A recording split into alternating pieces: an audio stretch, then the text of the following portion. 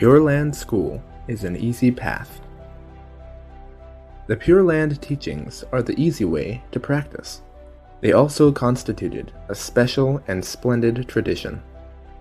Nagarjuna, in his chapter on the easy path, called it the easy path.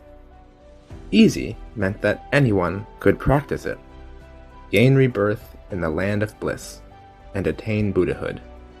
Therefore, it was easy. The practice was easy because recitation of Namo Amitabha Buddha alone was enough to gain the practitioner rebirth in the Land of Bliss. It was exceedingly simple.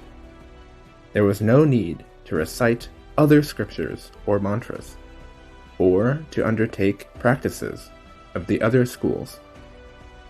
If one had to add other sutras or mantras, or perform other acts of merit to enter the Pure Land, that would become very complicated. It would not be easy or simple at all. Namo Amitabha Buddha consists of only 6 characters. Because of its simplicity, it can be readily practiced by people of all capabilities, superior, intermediate, and inferior.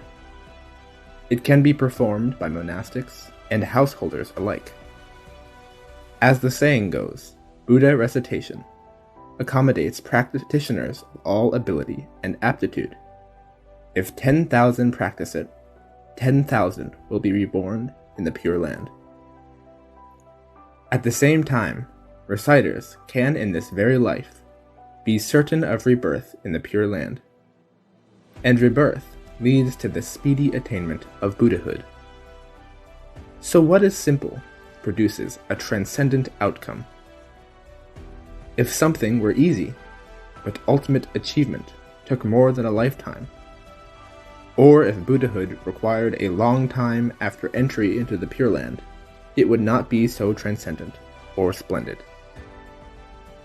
Master Nagarjuna described the Pure Land school as simple, easy to practice, relaxing, and reassuring. He used the analogy of traveling by ship. On board a ship, it does not matter if we are healthy or ill, or whether we can move about easily or not. So long as we stay on the vessel, we can travel from one shore to the other in a relaxed, easygoing manner. The analogy implies that whether we can extricate ourselves from the cycle of rebirth does not depend on our own efforts. As ordinary beings, all we have is the ability to create karma, not to end rebirth or achieve Buddhahood. That is why Nagarjuna said that apart from Pure Land practice, all other schools tread the difficult path. To illustrate the difficulty involved, Master Nagarjuna used another analogy: traveling by land. If we wish to journey somewhere far away, it would be easy if we could go by ship or plane. It would be hard indeed if we had to go on foot. Even if we climbed mountains and crossed rivers after much effort, it is not certain we will arrive at our destination. The great distance means that there will be hidden dangers and many obstacles. Master Nagarjuna employed yet another analogy. Imagine if we had to lift a great chiliocosm with our hands. Can we do it? We can carry 5 caddies, perhaps even 10 caddies, but there is no way we can move a great chiliocosm.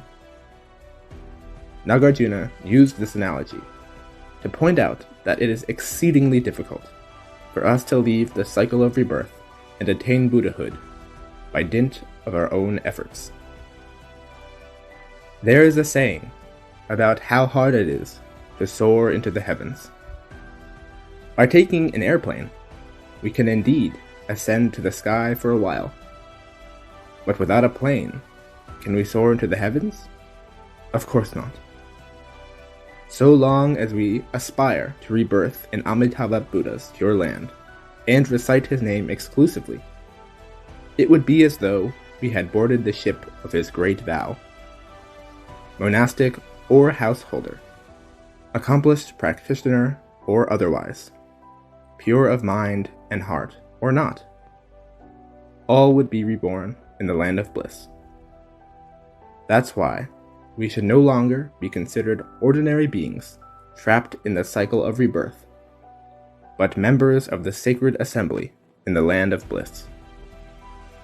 It is said, those who recite the name of Amitabha Buddha exclusively will certainly be reborn in his land of bliss.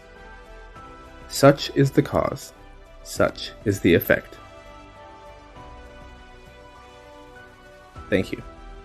Namo Amitabha Buddha.